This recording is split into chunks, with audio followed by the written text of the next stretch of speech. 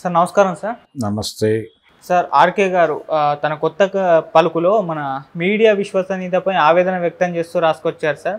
అంటే మీడియా ఒక పార్టీకి కొమ్ముకు వస్తూ అదే వస్తుంది అధికారంలోకి అని చెప్పేసి భజన చేస్తూ వస్తుంది, ఒకవేళ టీడీపీ పార్టీ అధికారంలోకి వస్తే మరి వాళ్ళ పరిస్థితి ఏంటి అన్నట్టుగా రాస్తారు. అంటే వైసీపీకి ఫేవర్గా చేస్తున్న మీడియా పైన అయితే వ్యక్తం చేయడం జరిగింది. మరి దీన్ని ఏ విధంగా చూడొచ్చు అంటారు సార్? దీనికి కూడా నిజానికి రాధాకృష్ణ గారు ఆంధ్రజ్యోతి కొనే పరిస్థితి ఎలా వచ్చింది ఆయనకి? ఆయన ఆంధ్రజ్యోతిలో స్ట్రింగర్గా చేరాడు, రిపోర్టర్గా చేరాడు.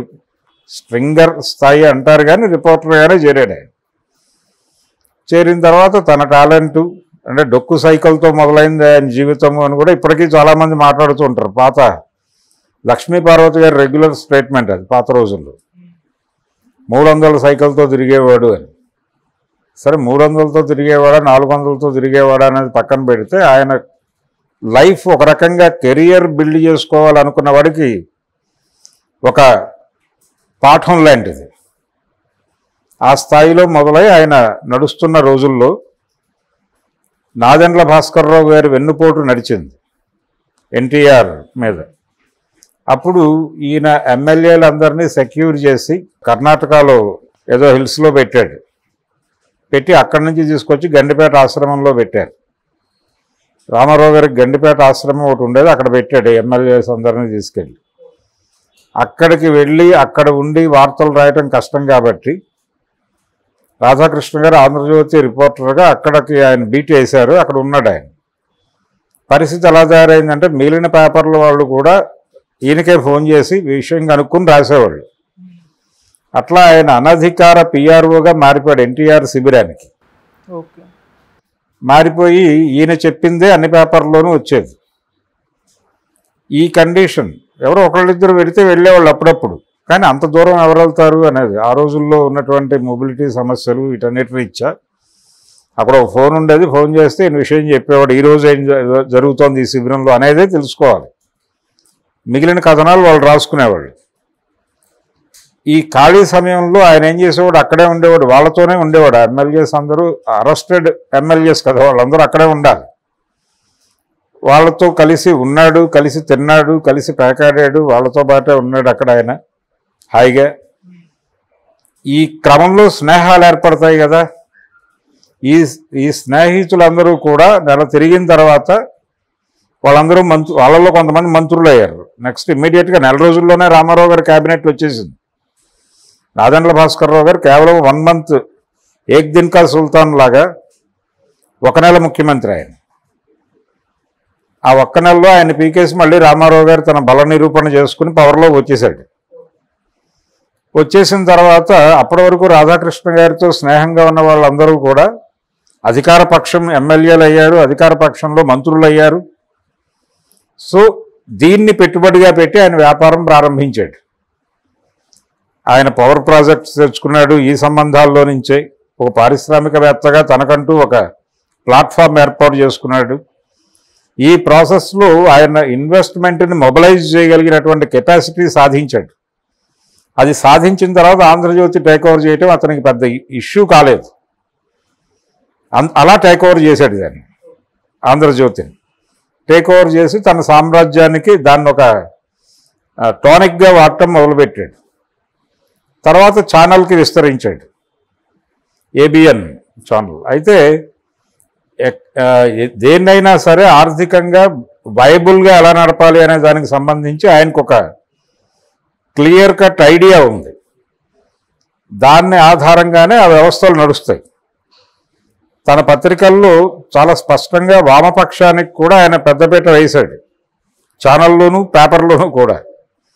అంటే ప్యారలల్ వార్తలు కూడా ఒక చోటు ఇచ్చేవాడు. ఇచ్చి ఆయన ఎజెండాని పంపు చేయటం కోసం ప్రధానంగా వాడేవాడు. ఇది ఒక పద్ధతి. ఇలా రాధాకృష్ణ గారు తన ఎదుగుదల, తన సామ్రాజ్య విస్తరణ ఇదంతా కూడా ఆంధ్రజ్యోతి నుంచే జరిగింది. ఆంధ్రజ్యోతి రిపోర్టర్గానే ఆయన ఆ రోజు అక్కడికి వెళ్ళాడు. ఆంధ్రజ్యోతి రిపోర్టర్గానే ఆయన ఎదుగుదల ప్రారంభమైంది. ఇప్పుడు ఆంధ్రజ్యోతినే ఆయన టానిక్గా వాడుతున్నాడు. ఇది టోటల్గా ఆయన వ్యవహారం, ఆయన చరిత్ర. కాబట్టి రాధాకృష్ణ గారు ఈ రోజున ఏదో జనాలు యూట్యూబ్ ఛానల్స్ స్టాండ్ తీసుకుంటున్నాయి, పెయిడ్ మీడియాలు, పేటీఎంలు, ఇవన్నీ ఆ వ్యాఖ్యానాలు చేయటం తప్పు. అసలు ఆ కాన్సెప్ట్ ప్రారంభించింది ఆయన, ఆ కాన్సెప్ట్కి సృష్టికర్త ఆయన, ఈ రోజుకి రోల్ మోడల్ ఆయనే. ఈనాడు, ఆంధ్రజ్యోతి అంటే తెలుగుదేశం పార్టీని ఎలా ఇబ్బంది పెట్టాలంటే దాదాపు 94లో ఎన్టీ రామారావు గారు గెలిచినప్పుడు తర్వాత 10 ఏళ్ల పాటు తెలుగుదేశం పార్టీ ప్రభుత్వమే నడిచింది. అంతకుముందు 82లో ఆయన గెలిచినప్పుడు కూడా అలాగే కొనసాగింది. సో తెలుగుదేశం పార్టీని ఎదుర్కోవటం ఎలా అనేది ఒక పెద్ద ప్రశ్నగా కాంగ్రెస్ పార్టీ ముందుకు వచ్చినప్పుడు ఏమిటి దీని బలానికి కారణం అని చెప్పి వాళ్ళు ఒక 2-3 ఐఏఎస్లతో కలిసి కూర్చుని అధ్యయనం చేసి క్లియర్గా వాళ్ళకు తెలుసుకున్న విషయం ఏంటంటే మీడియా సపోర్ట్ చాలా బలంగా ఉంది. రామారావు గారు పార్టీ పెట్టినప్పుడు ఈనాడు వెళ్ళిపోయింది ఆయన కాంపౌండ్లోకి. అప్పుడు జ్యోతి కొంత కాంగ్రెస్ సైడ్ ఉంది. ఆ తర్వాత క్రమంగా జ్యోతి కూడా ఆ క్యాంప్కే చేరింది. ఓకే. సో ఈ వ్యవస్థ మీడియా అనేది ఒక ఊతంగా పనిచేస్తోంది తెలుగుదేశం పార్టీకి అనేది తెలిసిన తర్వాత మనం ఒక మీడియా ప్యారలల్గా రన్ చేస్తే అలా ఉంటుంది అని ఆలోచన చేసినప్పుడు ఇప్పుడు ఈనాడుతో పోల్చదగ్గ పేపర్ పెట్టడం చాలా ఇన్వెస్ట్మెంట్తో కూడుకున్న వ్యవహారం అని కూడా వాళ్ళు చెప్పారు సోనియా గాంధీ గారికి. ఈ ఆలోచన నడుస్తున్న క్రమంలోనే వైఎస్ రాజశేఖర రెడ్డి గారి బ్రెయిన్లో ఒక ఆలోచన ఉద్భవించింది. ఒకవేళ 2004 ఎన్నికల్లో కాంగ్రెస్ పార్టీ గెలిచి తనకు పదవి రాకపోతే, ముఖ్యమంత్రి పదవి రాకపోతే బయటికి వెళ్ళిపోయి ప్రాంతీయ పార్టీ పెడదామనే ఆలోచన, వైఎస్ఆర్సీపీ పార్టీ పెడదామని ఆ రోజునే ఆలోచించాడు ఆయన. జగన్మోహన్ రెడ్డి గారి బుర్రలో పుట్టిన ఆలోచన కాదు అది. రాజశేఖర రెడ్డి గారు కూడా 2004లో తనకి పవర్ ఇవ్వకపోతే, అంటే 3 పేర్లు వినిపించేవి అప్పుడు, ఎంఎస్, వైఎస్, డిఎస్ అని. ఈ ముగ్గురులో ఎవరికైనా ఇవ్వచ్చు అని. సరే, ఎం సత్యనారాయణరావు గారు స్వచ్ఛందంగానే రేసులోంచి తప్పుకున్నాడు. ఓ ప్రెస్ మీట్ పెట్టి ఆయన నన్ను ఇన్వాల్వ్ చేయకండి గోల్లో అని. అప్పుడు మిగిలింది 2, పిసిసి ప్రెసిడెంట్గా ఉన్నటువంటి డిఎస్, లెజిస్లేటివ్ పార్టీ నాయకుడిగా ఉన్నటువంటి వైఎస్, వీళ్ళిద్దరూ రంగంలో మిగిలారు. ఒకవేళ డిఎస్ని పార్టీ యాప్ చేసుకుంటే బయటకు వచ్చేసి ప్రాంతీయ పార్టీ పెడదాము, దానికి ఒక పేపరు, ఒక ఛానలు కూడా చేద్దాము అనే ఒక కాంక్రీట్ ప్లాన్తో ఈయన ఒక డిజైన్ వేసుకున్నాడు. ఆ టైంలో వీళ్ళు పేపరు దీని గురించి ఆలోచిస్తున్న టైంలో ఇందిరా టెలివిజన్ నెట్వర్క్ అనే పేరుతో ఒక కంపెనీని ఫ్లోట్ చేసి ఈ పేపరు, ఛానలు 2 ఇప్పటికీ సాక్షి ఇందిరా టెలివిజన్ నెట్వర్క్ అనే పేరుతోనే ఉంటుంది. ఒక వ్యవస్థను ఆయన నేను పూల్ చేస్తాను అని చెప్పి బాధ్యత తీసుకుని సాక్షి అనే దుకాణాన్ని ప్రో కాంగ్రెస్గా ప్రారంభించాడు. ఆ ఆలోచనకి అంకురార్పణ కలగటానికి రీజన్ కూడా వీళ్ళే, రాధాకృష్ణ అండ్ రామోజీరావులే. అలా ఎవరి దుకాణం వాళ్ళు పెట్టుకోమని చెప్పింది, ఆ సందేశాన్ని ప్రపంచానికి ఇచ్చినవాడు రాధాకృష్ణ. ఈయన ఈ రోజున బలానా వాళ్ళు వాళ్ళకు కొమ్ముగా వస్తున్నారు, ఇంకొకళ్ళకి కొమ్ముగా వస్తున్నారు, ప్రొఫెసర్ నాగేశ్వర్ వాళ్ళకు కొమ్ముగా వస్తున్నాడు, లేకపోతే మరొక వ్యక్తి ఇంకొకళ్ళకి కొమ్ముగా వస్తున్నాడు, జయప్రకాష్ నారాయణ గారు ఎవరికి కొమ్ముగా వస్తున్నాడు, ఆయన గురించి ఎందుకు మాట్లాడినా, ఆయన జగన్ని తిడతాడు కాబట్టి ఈయన సంఖలో మనిషి ఆయన. అలాగే చాలామంది, అంటే జగన్ని తిట్టిన వాళ్ళందరూ ఆయనకు మిత్రులు, జగన్ని సమర్థించే వాళ్ళందరూ శత్రువులు, వాళ్ళందరూ జగన్ పెయిడ్ బ్యాచ్. మరి ఈయన సంఖలో కూర్చున్న మేధావులు ఎవరి బ్యాచ్?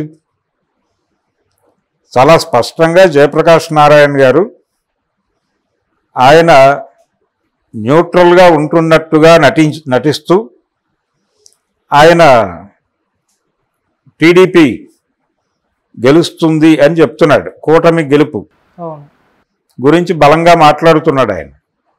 మరి ఆయన అమ్ముడుపోయాడంటే, నాగేశ్వర్ అమ్ముడుపోయాడు అని చెప్పేటప్పుడు జయప్రకాష్ నారాయణ ఎంత కొనుక్కున్నారో కూడా చెప్పాలిగా.